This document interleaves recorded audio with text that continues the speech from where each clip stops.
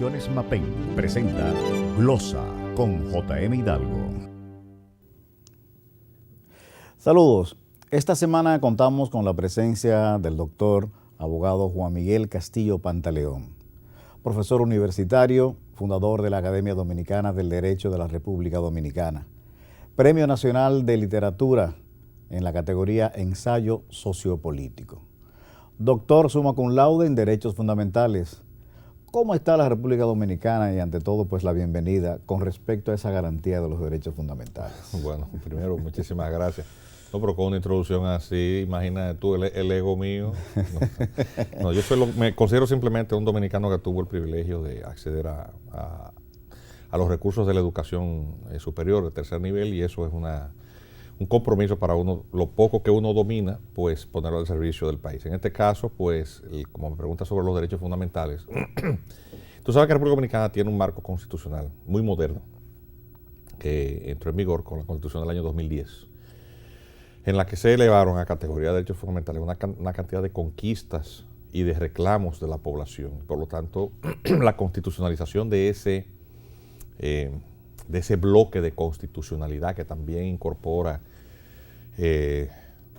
una parte considerable de instrumentos de derechos internacionales sobre derechos humanos que vienen a engrosar así, más una rica jurisprudencia que ya el Tribunal Constitucional, no solamente en el control de la constitucionalidad, sino conociendo los recursos de revisión constitucional contra las decisiones de los tribunales en materia de derechos fundamentales, más siguiendo la vía recursiva única para los recursos de amparo, que es el mecanismo que se creó y se constitucionalizó para reclamar o hacer vigente o viable, no meramente ilusorio, el tema de la tutela del Estado, de la vigencia de esos derechos fundamentales. Yo te diría que es, comparado con otras realidades del continente, muy buena, muy buena.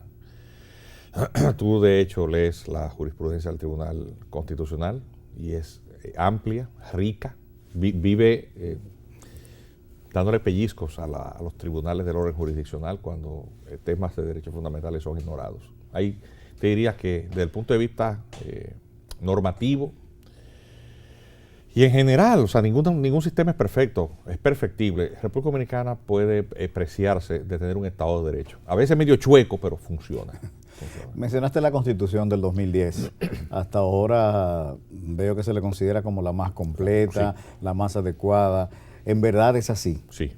Además, JM, tocayo. Dale. Sí, porque el JM tuyo es del Juan Miguel también. Claro. Mira, el proceso de consultas previo que se llevó a cabo en todo el país es uno de los ejercicios democráticos más impresionantes que ha llevado país alguno. Eso, lo que pasa es que el tinte político partidario, que es una especie como de prisma con el que queremos teñir de color todo lo que vemos y enjuiciarlo, es una cosa muy mala, porque esa subjetividad que nosotros los dominicanos nos colocamos con todo lo que nosotros queremos analizar, del presente, del pasado e incluso lo que puede advenir en el futuro, no nos permite apreciar lo bueno de las cosas que tenemos y juzgar con objetividad las cosas que ya tuvimos, sin convertirse uno en ese reconocimiento de las cosas buenas en un apologista de lo que pasó. Es decir, cuando yo estoy diciendo este tipo de cosas, yo no estoy haciendo un juicio de valor político. Yo estoy diciendo algo que fue un hecho objetivo. Usted puede o no gustarle el gobierno de Leonel Fernández y la persona, el político. Usted puede, si quiere o no, adversarlo. Ese no es el detalle. Es que ese proceso de consultas se dio. Consultaron a todo el mundo. Anaqueles completos de libreros con los trabajos de consultas, sus conclusiones, que fueron tabulados, y luego una discusión muy amplia, muy profunda, para elaborar. Eso no significa que la Constitución Dominicana resultante fuera perfecta. Tiene gazapos, incluso de tipo de redacción. El los y las es un disparate desde el punto de vista gramatical. Pero lo que quiero decir con esto es que en general ha sido, en comparación con todos los instrumentos constitucionales anteriores, el más acabado. De hecho, en la última modificación, lo único que mantiene, vamos a decir, siempre en el candelero, no tiene nada que ver con el diseño constitucional, sino con una clase política, una dirigencia política que no ha madurado lo suficiente. Es decir, el sistema constitucional no se merece el tipo de político que tenemos y el tipo de gobernante que tenemos. Incluso para el que fabricó eso. La Constitución le quedó grande. Su Constitución le quedó grande a Leonel Fernández. Y me excusa el reconocimiento primero y el pellizco después. Precisamente tengo una preguntita con respecto a eso. La Constitución, por ejemplo, yo tuve el privilegio muy joven de conocer, ya cuando era un anciano, a don Luis Julián Pérez. Luis Julián Pérez fue consultor jurídico de Trujillo, duró décadas. El verdadero arquitecto jurídico del Estado Dominicano se llama don Luis Julián Pérez, cosa que todavía no ha sido suficientemente reconocido. Y sus textos constitucionales, aquellos que, porque él presidió varias veces las comisiones que redactaron las constituciones de mayor estabilidad, la del 66, que vino a modificarse en el 94. Fue don Luis Julián, un jurista con una formación integral. El hombre de la mecedora. El hombre de la mecedora, un hombre con una bonomía y una nobleza. Yo era apenas un muchacho de universidad. Claro. Y por razones de tipo de trato familiar de mis padres, él me dio acceso, o sea, tuve acceso a su familia. Todavía con Luis Juan, su nieto, me escribo a veces. Así, había un cariño entrañable. Yo era un jovencito de 18, 19 años. Y ese señor, que era un anciano, tremendamente sabio, muy nacionalista, por cierto, se sentaba con este estudiante de Derecho a explicarle cosas, me abrió su biblioteca, o sea, y te puedo decir, porque hablábamos mucho sobre el tema de cómo fue el proceso de discusión de esas reformas constitucionales, me hizo muchos cuentos de cómo fueron algunas de esas reformas. Una reforma, por ejemplo, la que se produjo luego de la declaratoria de guerra, después del ataque de Pearl Harbor. Entonces poca gente lo sabe. Trujillo le declaró la guerra a las potencias del eje y para ello necesitaba primero una autorización de parte del Congreso. Fue una metida de pata. Y hubo que modificar la Constitución rápido porque fue precisamente don Luis Julián que le dijo, jefe, eso no se puede hacer. Y al día siguiente convocaron la modificación de ese detalle de la Constitución. Lo que te quiero decir es que aún con estos productos que duraron con mucha estabilidad durante mucho tiempo, no son comparables en términos de profundidad y amplitud. República Dominicana puede sentirse orgullosa de eso. Usted puede criticar lo que usted quiera de los políticos, pero eso fue una conquista del pueblo, y así es que hay que verlo. Siendo esto una conquista, esta Constitución del 2010, se ha insistido en varias ocasiones en querer modificarla para supuestamente independizar el Ministerio Público del Poder Ejecutivo. ¿Qué tan necesario hay que hacerlo, esa modificación? ¿Es válido? ¿Procede? ¿No procede? Mira lo que pasa.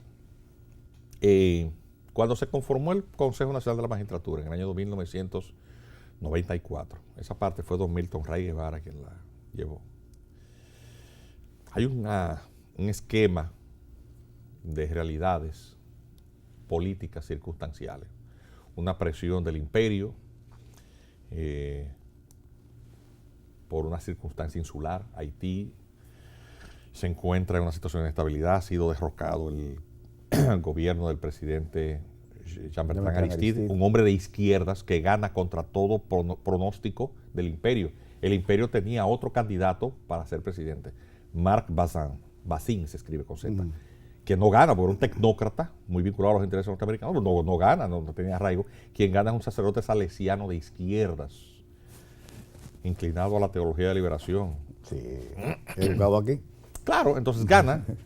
Y eso es contra todo pronóstico. Un hombre que lleva una retórica de izquierdas que enlaza mucho con los sectores populares y viejos reclamos.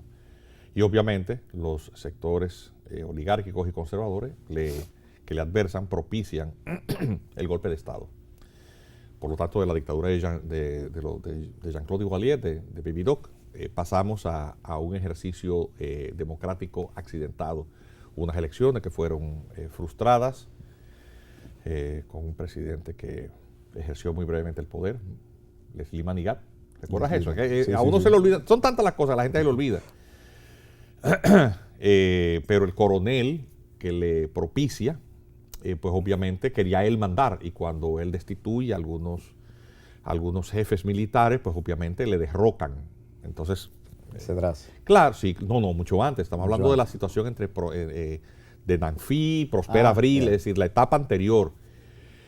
La comunidad internacional interviene y se organizan las elecciones, se quiere que haya un presidente electo, se desplace un poco estos ejes desestabilizadores que quedan en manos de las fuerzas militares, porque Duvalier ha tenido que salir del país, pero la gente fuerte, quien controla el poder militar y efectivo en las calles, son los guardias. Entonces, esa es la razón por la cual cuando este señor empieza a ejercer el poder, inclinado hacia la izquierda, pues mandan a Cedras, que es un militar entrenado por los norteamericanos, y esa troika que le acompaña, a derrocarlo. Cuando lo derroca, hay un reclamo, la Internacional Socialista se involucra mucho en esto, el líder regional, al mismo tiempo, candidato presidencial del PRD, ¿quién es? Es un hombre de origen haitiano, independientemente de los méritos que tuviera como dominicano. Como dominicano, sí, estamos. José Francisco Peña Gómez. José Francisco Peña Gómez es haitiano. Claro. Hay muchísimos cuentos, que si nació en la Loma del Chivo, que si, o sea, todo ese tipo de cosas que se tejieron alrededor de su supuesta dominicanidad, eso son pamplinas. Nosotros los dominicanos tenemos que asumir esto, y fue un gran dominicano. Se comportó más como dominicano claro. que otros que tienen por generaciones arraigados sus valores, sus orígenes familiares en la República Dominicana. Es decir, lo que sea de cada cual. Para ser dominicano, primero en el corazón. Entonces el señor Peña Gómez brindaba un esquema más favorable hacia la solución de una crisis militar, porque gobernaba Bill Clinton, recién accedido a la presidencia. Clinton tenía una larga relación con Haití. De hecho, él conoce a su esposa, Hillary Rodham, siendo ambos miembros del Cuerpo de Paz. Yeah. Y de hecho, cuando ellos narran cómo su ceremonia de matrimonio incluso participó un sacerdote vudú y les bañó con sangre y eso de animales. Sí, eso es historia, eso no me estoy inventando nada. Eso está en el libro de Peter Schwartz, How the Clintons Became Rich, cómo los Clintons se hicieron ricos. Y entonces, ¿qué pasa? Que eso es lo que produce esta presión para que República Dominicana se sume al bloqueo para poder sacar a Cedras y de alguna manera producir un acuerdo. La Internacional Socialista juega un rol importantísimo con este bloqueo, logran motorizarse.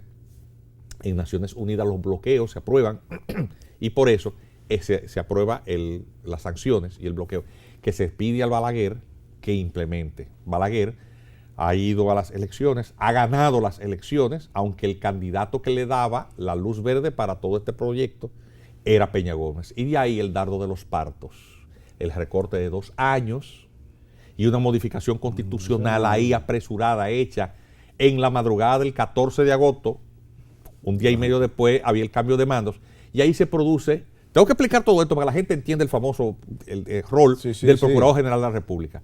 Ahí queda en esa realidad electoral en el que hay un recorte de mandato de 2 años, el presidente conviene en esa reforma, y para quitarle al presidente el control de la justicia, porque las elecciones fueron declaradas o impugnadas muy raramente. En las mismas elecciones eran presidente, alcaldías, senadores y diputados, pero entonces resulta que aunque era en la misma boleta, era fraudulenta por partes. Para el presidente, pero sí, para el presidente y el vicepresidente. No lo municipal ni lo legislativo. Sí, pero ¿qué pasa? El PRD había logrado una importante representación en el Congreso. Y obviamente la designación de los jueces en el esquema constitucional anterior era en manos del Senado que estaba. Entonces, se le quería quitar a Balaguer el control del Senado. Entonces, ahí, como una de las fórmulas de avenencia, estaba que los jueces fueron designados por una cosa llamada Consejo Nacional de la Magistratura, presidido por el presidente, 2 jueces de la Suprema Corte de Justicia, 2 congresistas del Senado y 2 congresistas de la Cámara de Diputados. El presidente, eran 7. ¿Qué pasa? Cuando eso ocurre, Balaguer gobierna 2 años y entonces él produce la transición de apoyar a un pollito, que era una figura que había acompañado en la última contienda como candidato a vicepresidencial, pero una persona que no se le sentía que tenía el carácter suficiente como para contender a Peña Gómez. Peña Gómez pensaba que iba a ir de fly. Era un out fácil en el 96. Pero resulta que efectivamente con el apoyo y el levantamiento de brazos en el parque, en el Estadio Olímpico, de estos 2 grandes caudillos, Juan Bosch y Balaguer, que se unen para ese propósito, cierran el camino a Peña Gómez. Y Peña Gómez se queda como perico en la estaca, pero el PRD queda con los diputados y senadores que forman parte de la matrícula del Consejo de la Magistratura. Entonces, que hay un presidente que gana las elecciones, pero que en un consejo de 7 es 1 contra 6. Él lo preside y lo convoca, pero no tiene votos suficientes ahí. Y esa es la razón por la cual cuando se nombra la Suprema Corte de Justicia en la preconvocatoria del primer Consejo Nacional de la Magistratura, el presidente fue una figura decorativa que el único que él quiso poner fue al presidente, y él sugiere a Bernardo Fernández Pichardo. A los demás arroparlo porque negocian poner a Subero Isa, eso lo negocian en la casa de Atuey de Camps, ahí en la Rafael Augusto Sánchez. Eso me lo contó el mismo Atuey de Camps y me lo confirmó Amable Ariste, presidente del Senado, y después me lo confesó también el diputado de los reformistas, que luego fue juez de la Junta Central Electoral. El asunto es que, y doña Milagros Ortigoz también me lo dijo, y ahí es cuando deciden poner a Jorge Subero Isa, de presidente de la Suprema Corte de Justicia, que era un abogado muy vinculado a la oficina Pellerano, pero también había sido el protegido de Leonardo Mato Berrido. Esa es la historia de la designación de ese señor. Entonces, lo primero que hace esa Suprema Corte de Justicia es declararse vitalicia. Porque es que aquí han pasado tantas cosas que a la gente se le olvida eso. La Suprema Corte de Justicia, prevaricando, se declara vitalicia, a pesar de que el artículo anterior, 110 de la Constitución, era claro acerca de que el término de los jueces, como funcionarios de elección indirecta, debía pasársele y la propia ley de la carrera judicial, una evaluación cada 4 años. Pero como la Constitución solamente decía inamovible, en nombre de la interpretación de la palabra inamovible, ellos mismos fueron apoderados por una serie de entelequias ahí de la sociedad civil, que eran cajas de resonancia ellos mismos. Ellos declaran incondicional la ley y se declaran vitalicios. Entonces, para poder compensar el equilibrio en el Consejo Nacional de la Magistratura, que tiene 2 de los senadores, 2 de los diputados y 2 de la judicatura, y compensar al Poder Ejecutivo, que también tuviese 2, en las reformas del año 2010, introducen el Procurador General de la República. Entonces, esa independencia de la cual se habla, pero que nadie quiere al final de cuentas fomentar, no es más que es un discurso, es una retórica, porque en todos los sistemas, el Ministerio Público, el procurador, es el procurador del rey. El ejercicio de la facultad de castigar y perseguir es un ejercicio de la autoridad. Dejémonos de cosas. Y por lo tanto, quien ejerce la autoridad, quien la detenta, es aquella que por mandato del voto popular gobierna. Entonces, el Ministerio Público Independiente en cuanto a política criminal es algo propio del ejercicio del Ejecutivo, que se renueva cada 4 años. Ahora, la función jurisdiccional que ejercen ante las distintas instancias jurisdiccionales los fiscales es algo que tiene que ser profesionalizado, porque esos siguen un estatuto de promociones y supervisiones establecido en una legislación. Entonces, el Ministerio Público, ¿en qué sistema, en cuál sistema no depende de la designación del poder público o político del momento? En todos. Exacto. Hasta en las democracias más perfectas. Entonces, todo eso es parte de una retórica para justificar proyectos políticos. Eso no existe en ninguna parte del mundo. 2 preguntas me nacen de toda esa exposición que tú has hecho, que ha sido una buena historia. 20 años en 5 minutos. Exactamente. Primero, vamos a parar en esto, en la pregunta original sobre el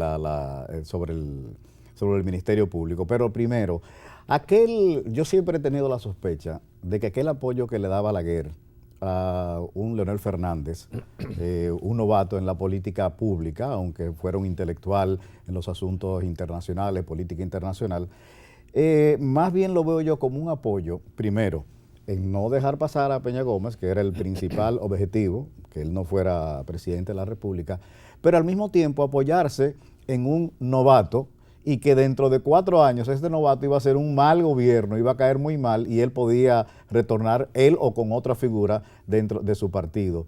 ¿No jugó él esas 2 caras de la moneda?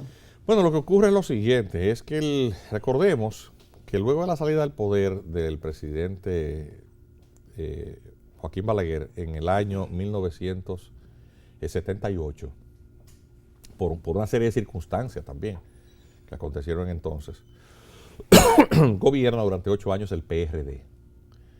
Primero con un gobierno que termina 40 días antes de manera trágica con don Antonio Guzmán.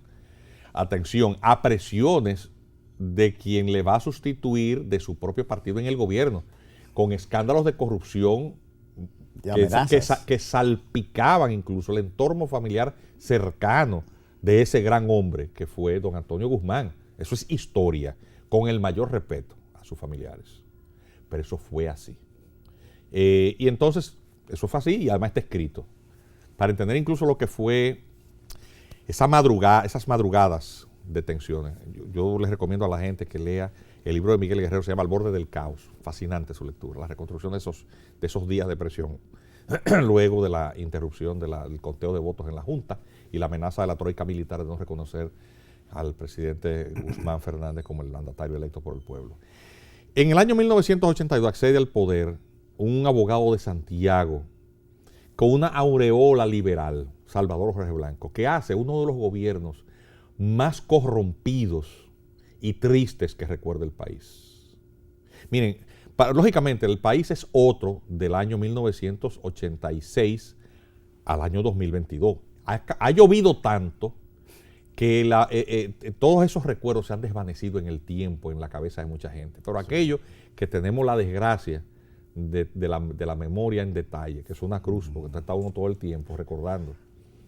Y es mi caso. Yo, aunque muchacho, recuerdo perfectamente lo que fue el gobierno de Salvador Jorge Blanco. Sí.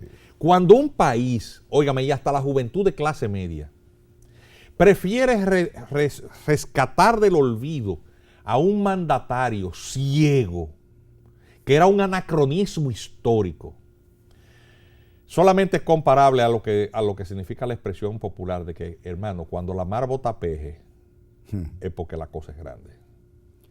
O sea, la gente salió a votar. Yo era un joven universitario. Sí. Yo voté por Balaguer.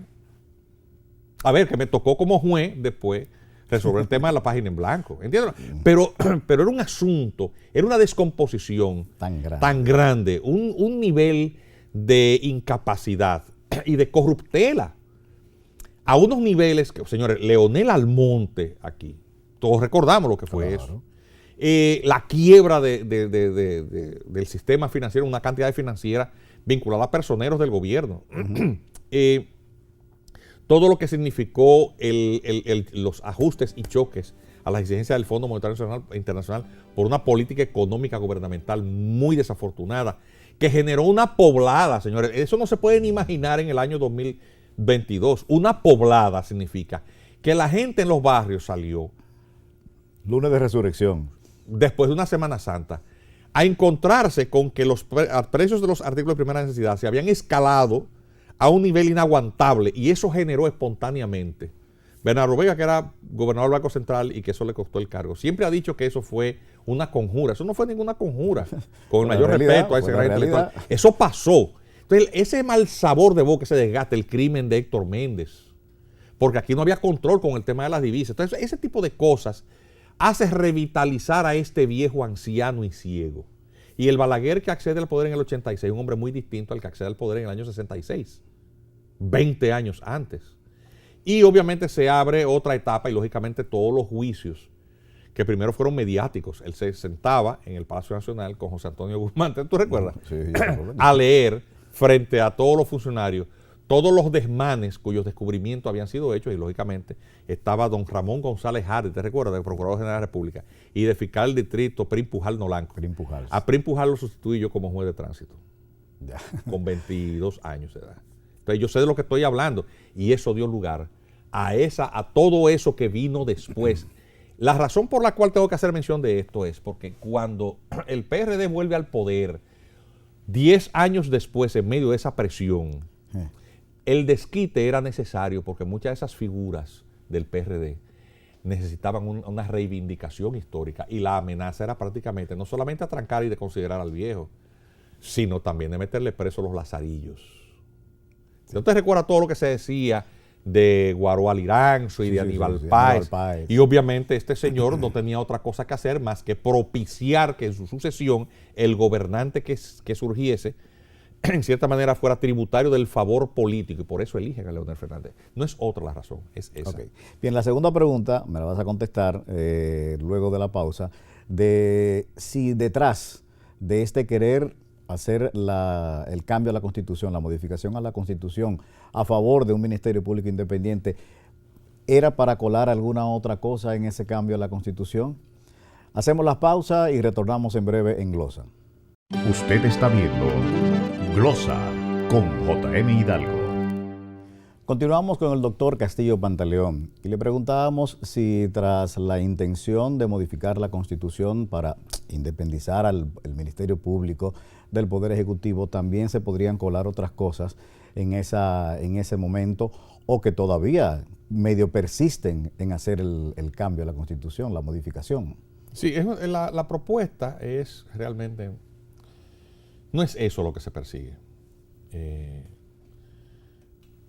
Fíjate lo que ocurre, y quiero que la gente entienda y abra un poco más su apreciación sobre la realidad política y cómo ella influye en las modificaciones político-constitucionales. Porque al final de cuentas, el tema político-constitucional tiene que ver con el acceso al control del poder del Estado.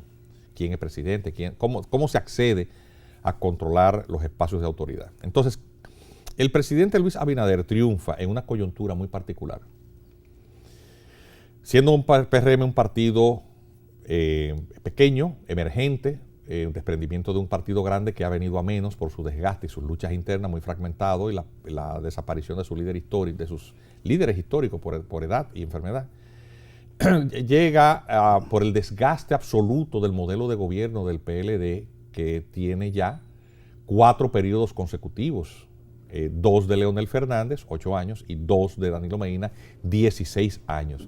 El agotamiento de un modelo de gobierno durante 15, 16 años es absoluto. Es decir, tiene un gobierno que reinventarse demasiado para lograr entroncar con las siguientes generaciones. Una generación son 15 años, 3 lustros.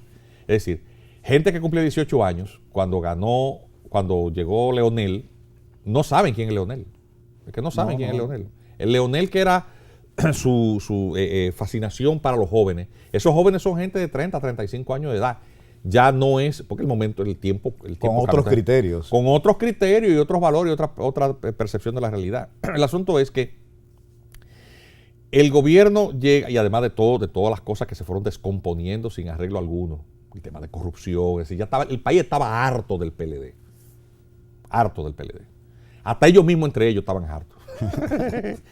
Bueno, sí. Es que tuvieron de qué hartarse. Claro, y principalmente porque se les terminaron a muchos de ellos descosiendo los ruedos de los bolsillos, de tantas cosas que ya no le cabía más. Sí, ya no cabía más, no podían mudar más querida ni nombrar más gente. ¿Tú entiendes? Bueno. Entonces, el asunto es que, al final de cuentas, esa es la primera razón. En segundo lugar está el tema de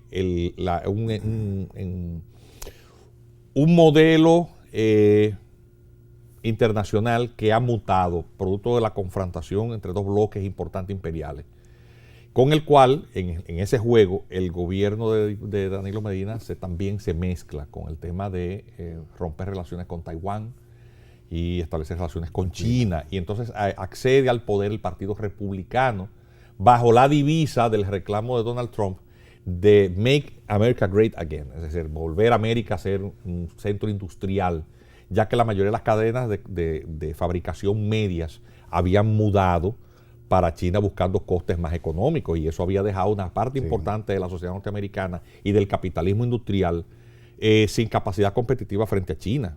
Esa es la realidad. Usted se va a Detroit, a Cleveland, y todas esas ciudades, esos antiguos centros industriales, han quedado con mucha miseria y gente desempleada, mucha situación de exclusión social. Entonces, gobierna Donald Trump, quien obviamente tiene una visión distinta con la que el actor estratégico local en la región ha mudado hacia la izquierda. Entonces, es una cuestión de posicionamiento geopolítico, la llamada de Pompeo. Y la tercera razón es la división del partido. Sí.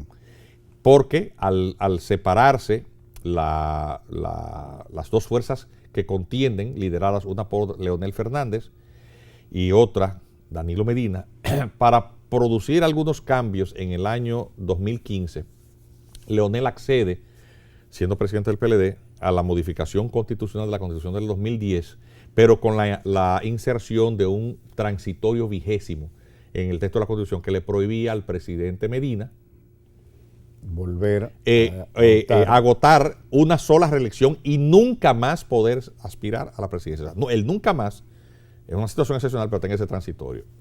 Y Danilo, como hombre pragmático, es un hombre muy pragmático, Dice, la carga se arregla en el camino.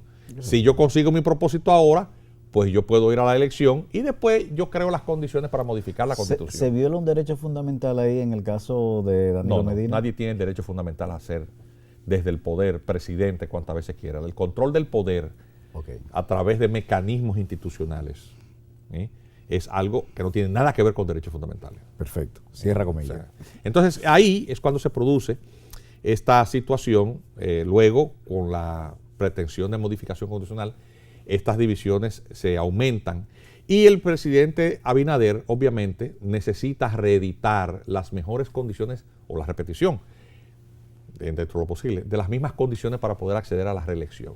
Lo primero es que tú necesitas que tus adversarios estén divididos. Si el PLD se une y la FUPU se unen, al presidente Luis Abinader que o compre un juego de rolos o una peineta. Ese es el panorama que tú le ves. Pero es una cosa que yo no tengo que... O sea, ¿cuál es el partido orgánicamente más numeroso en este país actualmente? El PLD. Eso Claro. a ti te puede gustar o no gustar. Eso es una realidad. Y numéricamente el voto del PLDista es duro. Es duro. Producto de las transformaciones institucionales, la matrícula de empleomanía pública ya no podía ser expulsada. Porque tú, con la ley de función pública, tú tienes que liquidarla, ¿no? o tú utilizas los recursos para liquidar todos los empleados públicos y nombrar los tuyos que no van a saber nada de lo que tienen que hacer como empleados públicos y funcionarios. O sigues con esta gente y nada más cambias las cabezas. Eso genera insatisfacción en el PRM porque se sienten que no han llegado al poder, pero que es una limitación institucional. Y dos, tú tienes una situación también incómoda, que es que esa gente no va a votar por el PRM. Los empleados nombrados por el PLD no van a votar por el PRM. Entonces, tú no puedes votarlos tampoco, porque entonces creas otro malestar y la radicalización posible de eso. O sea, peor todavía. Todavía, sí, es peor. Entonces, ¿qué tienes que hacer? Generar la expectativa de que tú el veto presidencial del transitorio lo vas a quitar. Pero con la excusa muy... Eso no lo puedes decir porque sería muy descarado. Voy a modificar la Constitución para que sigan divididos mis opositores. Si el presidente o el consultor jurídico, saludos Antoliano, dice eso, no se ve bien. Entonces dice, bueno, el Ministerio Público Independiente, entonces le pasas un lustre, un barniz, con un brillito, y dice, bueno, ay, qué bonito. Realmente esa no es la razón. Hay que ser un poquito más avispado para entender qué es lo que se está moviendo detrás. A ver, si tú desde el poder propicias la designación de un Ministerio Público Independiente, pero tú necesitas modificar la Constitución para eso, significa que a quien tú nombraste, entonces no es independiente. ¿O no? Claro. O sea, eso es de eso que se trata. Uno sencillamente ve esto y se ríe un poco. Quedándonos precisamente alrededor del Ministerio Público, se están llevando unos casos de corrupción, el Medusa, el Coral, el 13, etcétera, etcétera. Ya tenemos más de un año en el proceso. ¿Se vislumbra realmente un resultado justiciero? Es que fíjate, hasta ahora todo lo que nosotros hemos visto es la teoría del Ministerio Público. Ok. Eso es. Entonces tendríamos que esperar este proceso precisamente. A ver qué Es pasa. la teoría del Ministerio Público. Pero de tantas acusaciones, una es suficiente. Porque, por ejemplo, es una pregunta que te quería hacer. ¿Por qué no existe el cúmulo de pena en República Dominicana? No está contemplado. No está contemplado, pero tú matas 5, 6, mataste uno y es igualito. Sí, la pena como si máxima. fuera uno. Entonces, Sí. en este caso, precisamente, en estos actos de corrupción, son como 7 o 8 delitos que Sí, hay ahí. pero mira, si una entonces- cosa están de acuerdo todos los políticos, a final de cuentas, ese es no tejer soga para quién. Para su propia garganta. Usted oye todos los políticos, a los del PRM, los del PLD, los reformistas, a todos. Usted sencillamente le cambia la chaqueta. La materia prima es la misma. Ya. En el caso de los delatores, ¿qué pasará con ellos? ¿Saldrán impunes? ¿Qué tipo de negociación se llega con ellos, con las delaciones? Es que eso está por verse. O sea, lo que te quiero decir es, al haber sido declarado complejos la mayoría de esos casos, toma un año, año y medio ver cuál es la teoría del Ministerio Público. Por ejemplo, me sorprendió ver con el caso de Jean Alain, le quedan cabello al pobre Jean Alain. Un poco despeinado. Un poco, pero le queda. Óyeme, ese hombre se las ha visto negras. Sí. Ya se le van a poner blanco como los tuyos. Sí, pero a mí me quedan. A él no creo que le quede mucho porque con todo ese trabajo que ha pasado ese hombre. Sí. El asunto es, lo estoy diciendo un poco en broma, no quiero ser irrespetuoso ni parecer que me burlo de la mala suerte o de la suerte de nadie. Eso no. Pero también hay cosas que uno tiene que tomarlas con un poco de objetividad y para ello, para no irritarse ni emocionarse mucho, uno tiene que tomarlo también con un granito de sal en la boca, un poco de humor.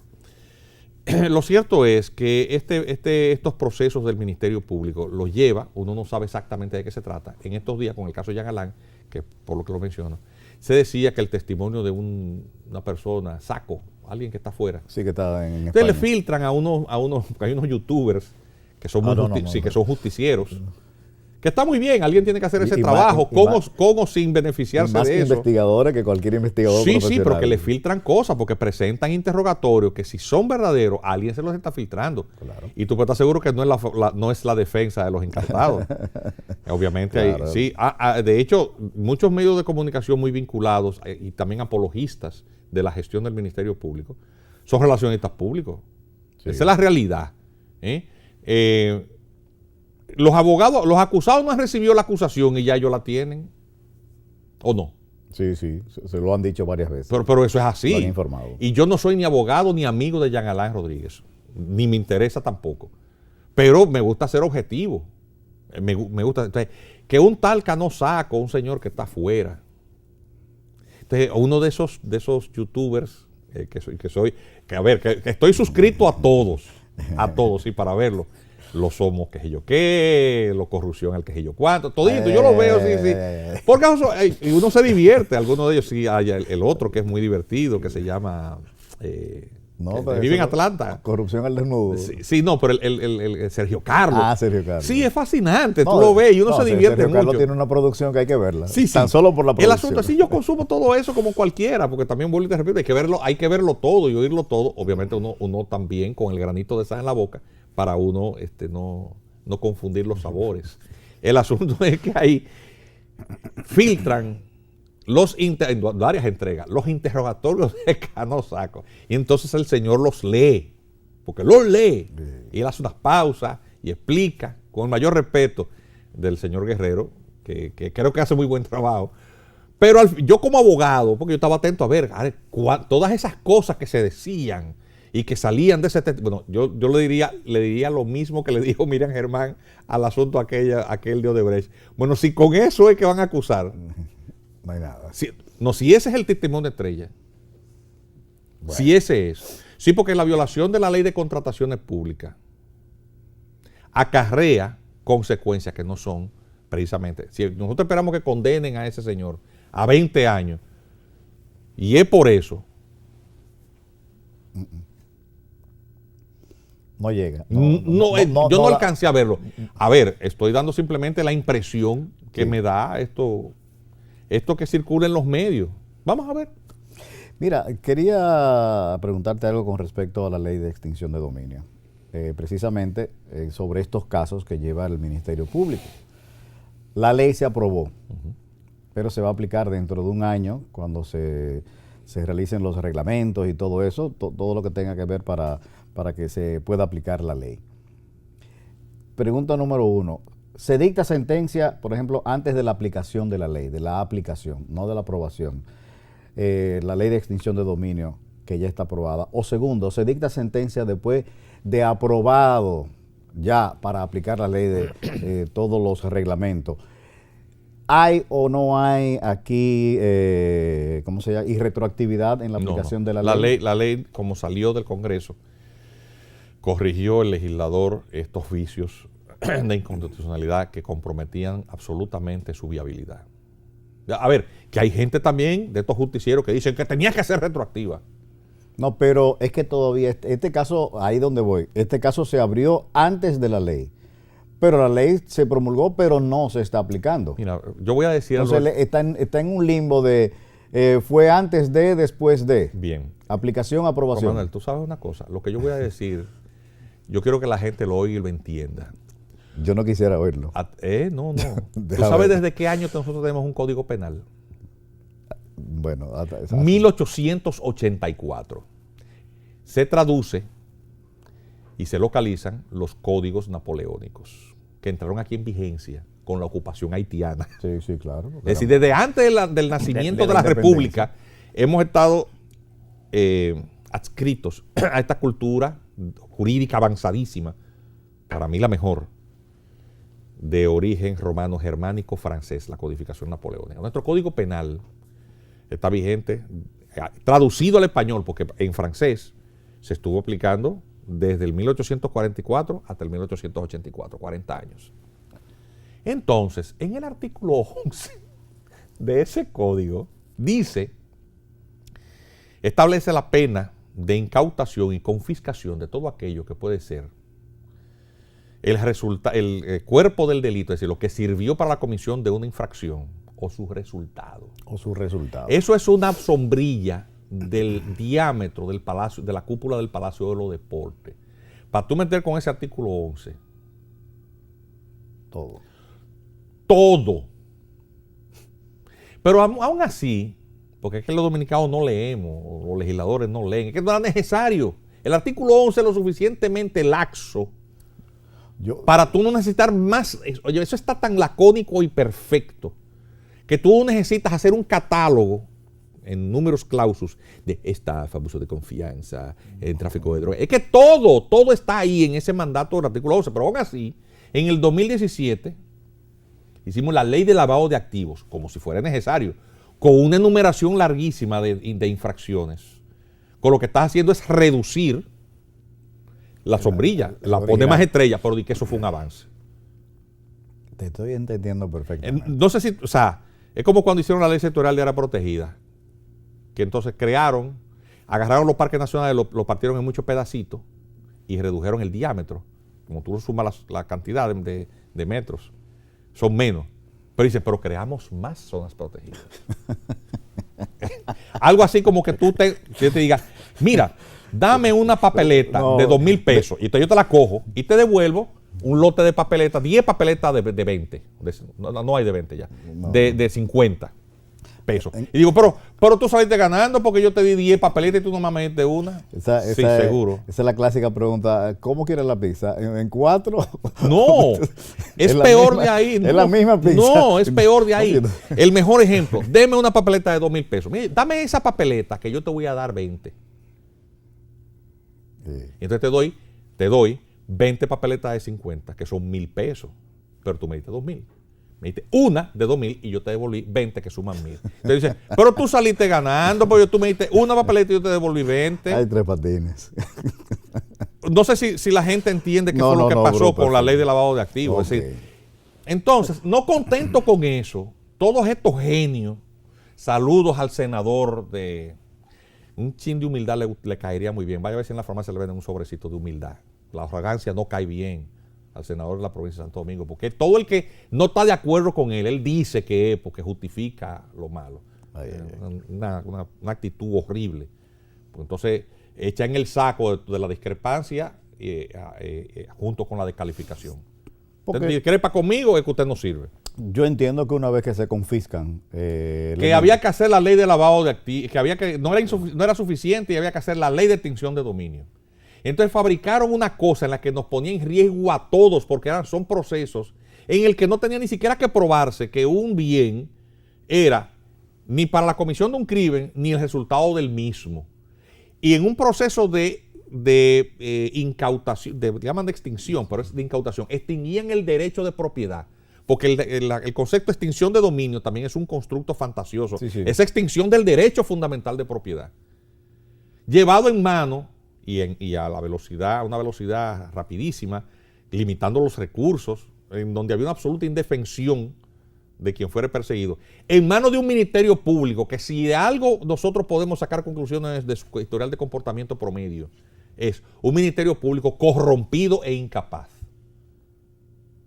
Porque esa ha sido la historia. Eso de un fiscal tirando droga en una barbería. O sea, ese tipo de cosas se ha visto siempre. Entonces, en manos de ese tipo de gente íbamos a poner una ley que nos colocaba a todos en un estado de vulnerabilidad contra el poder. Pero cuando a un grupo de abogados, entre ellos mi hijo, le alzamos la voz sobre este tema, entonces, no, porque ellos justifican y se benefician del crimen, porque así son de desorejados. Por suerte la Cámara de Diputados corrigió el entuerto y efectivamente le hicieron 42 modificaciones. Para perseguir el ilícito, los bienes producidos por actividades ilícitas, no necesitábamos eso, porque el artículo 11 sigue estando ahí, no ha sido derogado. Perfecto. Bueno, vamos a hacer de nuevo nuestra segunda pausa de nuestro programa con el doctor Castillo Pantaleón. Volvemos en breve. Usted está viendo Glosa con JM Hidalgo. Aquí estamos de vuelta en nuestro programa Glosa con el doctor Castillo Pantaleón. Juan Miguel, mi tocayo. Bueno, vamos a aterrizar un poquitito en la realidad. Ya hemos andado casi un siglo de historia. Más. Estuvimos hablando de la independencia, antes de la independencia. Mira, actualmente, ¿cómo ves el panorama político desde el punto de vista de los líderes y desde el punto de vista del pueblo? ¿Qué tanto ha cambiado el pueblo? ¿Ha madurado? ¿Cómo se siente con respecto a la elección de los gobernantes? Bueno, ya en los bloques anteriores analizamos un poquito de cuál es la coyuntura que permite el acceso al poder al actual gobernante. Una coyuntura muy particular, cuyos elementos no se reiteran en el futuro inmediato. Es decir, ni gobierna Donald Trump con Pompeo, ni el gobierno del presidente Abinader se inclina hacia China, por el contrario, gira hacia la derecha. Y de hecho, algunos planes que había, por ejemplo, con el puerto de Manzanillo, él le da marcha para atrás. Una cuestión estratégica, nuestro principal socio, etcétera. Es un hombre de derechas, es un hombre progringo. Es un hombre que incluso fomenta, que ha sido la iniciativa en geopolítica más importante que él ha hecho, es la alianza con Panamá en Costa Rica, de Alianza por la Democracia en Desarrollo. Sí. Una estrategia muy inteligente porque Panamá es la puerta hacia el Pacífico. República Dominicana tiene el principal puerto de transbordo de carga en Caucedo, más otro que se va a ampliar en la parte norte, en Manzanillo.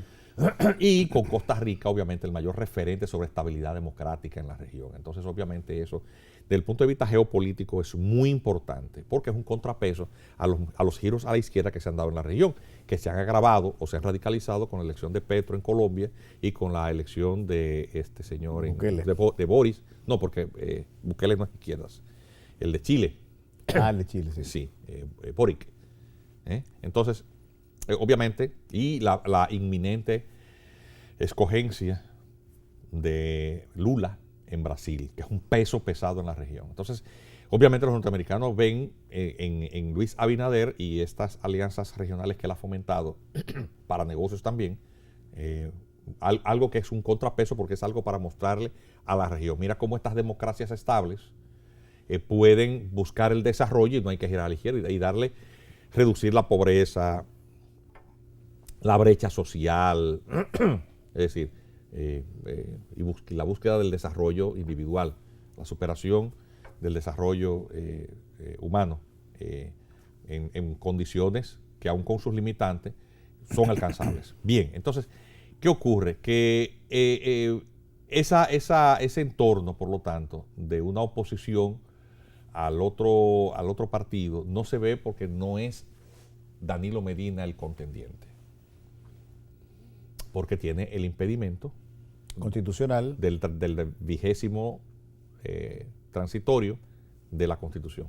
Tendrá que ser uno de los siete que contienden: Margarita, Abel Martínez, Domínguez Brito, Luis de León. No sé si preguntarte ahora o me dices después cómo tú ves esa situación. No, es gente con el mayor respeto que no tiene el peso, incluso son 7. El hecho de que sean 7 te dice si tienen o no peso incluso dentro de su misma organización. No son pesos pesados dentro de su misma organización. No son el relevo. El PLD no preparó relevo porque estas dos figuras polarizaron. Entonces, obviamente, está la fuerza del pueblo, que es un desprendimiento del PLD. Vemos a Danilo Medina caminando el país, pero lo que está haciendo es un inventario de lo que tiene para negociar. Lo que ese señor está haciendo es un inventario para, ¿qué me queda? A 2 años de desgaste, mis hermanos presos y el juidero, y además también hasta la vergüenza, porque que han salido tantas cosas que a los PLDistas les da vergüenza decir en la calle que son PLDistas. y decir que quiere volver al poder, porque la gente le responde en la calle, ¿qué? ¿Se te quedó algo que te lo quiere robar ahora otra vez? ¿Te quieres devolver? Pero es así, tocayo es así. Entonces, el expresidente Fernández forma otro grupo, que es un desprendimiento, y obviamente, por gravedad, ellos van a tener que buscar, si quieren contender, es sumándose. Y obviamente el PLD no tiene ningún tipo de oportunidad con los otros candidatos. Y la FUPU no tiene fuerza orgánica. ¿La FUPU es peyorativo o es un elogio? Fuerza del pueblo. Bueno, pero FUPU no es ninguna palabra. Ya la acepta, Leonel. Eso no lo sé, pero es Juan Miguel Castillo que está diciendo eso. No, porque no tiene nada de malo, porque él debía decirlo. No, porque en principio comenzaron con la chanza de la FUPU. No, hombre, eso no tiene importancia. Eso. Sí. Recuerda que al que coge cuerda es al que se la dan. Exactamente. Sí, ellos deben de pasarle por encima de eso. Él tiene que oficializar ese nombre. Pero eso tiene importancia. ¿Cómo le va a decir? La AFP. ¿Cómo tú llamas a los militantes de la Fuerza del Pueblo? Sí, pero dice la AFP, entonces piensa que es que una AFP no es una administradora de fondos de pensiones. No. Okay, a ver, la FUPU. El asunto es que la lógica implica que en búsqueda de las conveniencias y potenciar sus reales posibilidades, ellos al final de cuentas tiendan a acercarse, a lo cual el PRM siente pánico. ¿En verdad existe ese empate técnico entre la candidatura de Leonel pero es una cuestión de lógica. El que votó por el PLD en estas elecciones va a votar PLD otra vez. Y si la gente que no votó por el PLD porque estaba haciéndole bembita, porque era del grupo de Leonel, si se juntan, vota con más gusto. Entonces, ¿qué pasa? La coyuntura del desgaste del gobierno de Danilo Medina ya no se da. Y durante estos 2 años de gobierno, el presidente Abinader le han tocado las agrias. Eso sí es verdad. Le han tocado las naranjas agrias. La primera, muy agria, se llama pandemia. Y la segunda, una guerra que produce muy lejos de aquí, en Ucrania, que generó una escalada en los precios del petróleo, en los precios de las harinas y de muchísimos otros productos que tienen el país, ninguna economía, hasta Panamá, con dificultades económicas. El vigor de la economía dominicana es que aquí todavía no ha habido manifestaciones por hambre. Y aquí hay autosuficiencia alimentaria, ese tipo de cosas hay que reconocerla. Cierto. Autosuficiencia alimentaria. Un poquito más caro, Pero aún con el cambio de gobierno, ese señor que está ahí, Limber Cruz, no, que es un empresario. Sí, pero usted va a un supermercado y usted encuentra los plátanos, usted encuentra los vegetales. El arroz, señor, el arroz tiene autosuficiencia de producción de arroz. El arroz que se está comiendo, el arroz que se produce aquí, eso no se había logrado desde hace muchísimos años. Entonces, esas son cosas que aún con ellas el gobierno tiene los desafíos de un desgaste acelerado. Es decir, no les resulta fácil contender si hay unión de sus adversarios. Por lo tanto, el presidente Abinader tiene que estar muy atento a lo que hacen sus funcionarios. Ese tema de Haití es un tema crucial. Usted tiene un ministro de Economía que tenga otra cosa. Que su prioridad es borrar, dijo en un programa de televisión antes de ayer, en el programa de Ramón Núñez, que la frontera no es una raya, que eso hay que borrarlo. Pavel Núñez. Pavel Núñez no, porque se canta. Pavel Isa. Sí, ojalá fuera Pavel Núñez, porque se canta bonito. No, este fue desafinado en un desafine absoluto. Y luego de una marcha a la que multitudes de dominicanos, a los que no le pagaron un picapollo ni le dieron 500 pesos, fueron a mostrar preocupación por nuestra soberanía. Él dijo en un tuit muy desafortunado que eso era odio. Y después dijo, no, que él no estaba hablando de eso. Tanto amor no, seguro por la no estabas gente, hablando de pero eso. tanto desprecio. Sí, pero a ver, pero lo que le está costando el vaciado de la población haitiana a los humildes dominicanos, para eso no hay sensibilidad. ¿Para quién es el odio? ¿Ha sido eficiente precisamente la aplicación de la ley de migración aquí? Pésimo. Este gobierno ha sacado un 0 en eso. 0, presidente Abinader, usted ha sacado. Eso se lo he dicho yo a usted en su cara. Se lo dije en su cara. Lo bueno es no querer aspirar nunca a un cargo público y no tener negocios con el gobierno. Es que uno puede hablar. Es que uno dice, sí, claro, porque el que vive con poco se conforma con poca cosa y no tiene nada, tiene poca carne que morderle. En nuestro caso, a nosotros no tienen por dónde agarrarnos. Ya. Porque somos simplemente, tú ves que yo vengo con saco y corbata, porque de aquí, corbata negra, de esta grabación, hace diligencia en tribunales que yo voy. Yo sé cómo me gano el peso ejerciendo mi profesión, sin deberle favores a nadie. Ciertamente. Y eso es algo que me permite esos niveles de independencia con los cuales yo vengo a un prestigioso programa como este, a decir este tipo de cosas. Eso no es fácil, porque la independencia cuesta. Entonces, el presidente Abinader ha sacado 0 en eso. Y si él quiere, ¿sabes cómo te digo yo que él lleva una gran ventaja? Si él termina de construir ese muro, pero eso es pura retórica. Eso está parado. Eso no es fácil, exacto. No, porque, no, que la ley de contratación pública, mire hermano, cuando usted quiere construir una cosa. Esto es algo de seguridad nacional. Pero pregúntale al Ministerio de Salud Pública o al Ministerio de Educación si ellos respetan la ley de contrataciones públicas cuando quieren hacer algo de urgencia. ¿O qué? Porque estamos hablando de como si... O sea, no, lo que pasa es que no hay interés. ¿A quién tú nombras de director de migración sustituyendo al otro? A una persona que estaba jubilada, pero eso es una muestra de que el vigor necesario para aplicar la ley de forma estricta, ahora, hasta eso físicamente, biológicamente, será imposible. Con el mayor respeto a esa persona, que a lo mejor es una persona muy honesta, pero si tú estás pensionado por enfermedad, por algo es. El señor Venancio Alcántara Valdés. Sí, mucha salud y mucho éxito en su gestión, pero no me parece. No me parece, porque si te pensionaron por salud.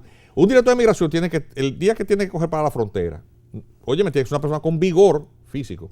Cierto. Es una cuestión de lógica. Un país que tiene 8, no sé cuántos aeropuertos y puertos y... ¿Cómo tú supervisas eso? Bueno, gracias Juan Miguel por haber Gracias venido a a ti. nuestro programa. Realmente me siento muy contento, muy satisfecho y orgulloso de haberte tenido acá y de todos estos temas.